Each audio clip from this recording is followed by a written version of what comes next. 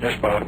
I apologize for calling this time, Mr. President. Yesterday, Dean and I mentioned a paragraph on non-proliferation to you. I'm not sure you had a chance to see it today. I thought if you did, you could let me know what you wanted. Oh, I thought he was going to write me. He told me he was preparing me a memo, and I never did see it, explaining it, going into it further, discussing it. That's what Rusk said.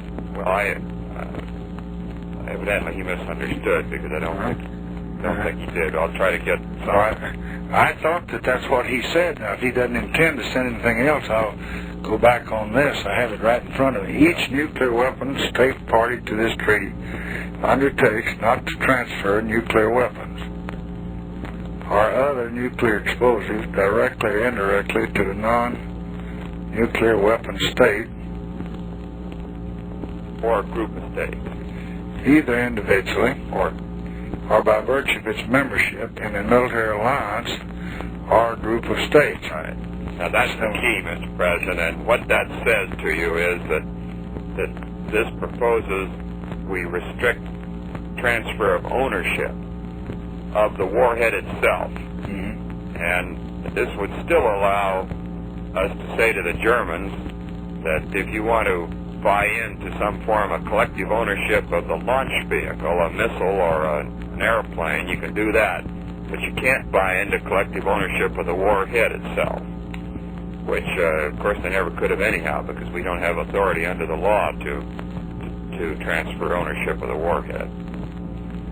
But no, but didn't MLF contemplate that we would get an amendment to that? No, sir, it didn't. It did not. All right. Not with respect to ownership. Not to relinquish its control over its nuclear weapons or other nuclear explosives. Well, that's the law now. We can't do that. That's right. And not in any way to assist, encourage, or induce any non-nuclear weapon state to manufacture or otherwise acquire nuclear weapons or other nuclear explosives. The key sentence in there, Mr. President, is that one you read at first, which says that you can't transfer directly or indirectly to a single nation or, in effect, a group of nations ownership in the warhead.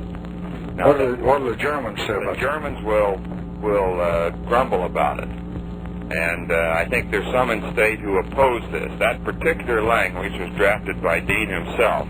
Bob Bowie, for example, I think opposes it. Dean favors it. I favor it. What will the Russians do it? We're not sure they'll accept it. It is not the language that Gromyko proposed, but we think there's a reasonable chance they'll either accept this or suggest some relatively minor modification of it.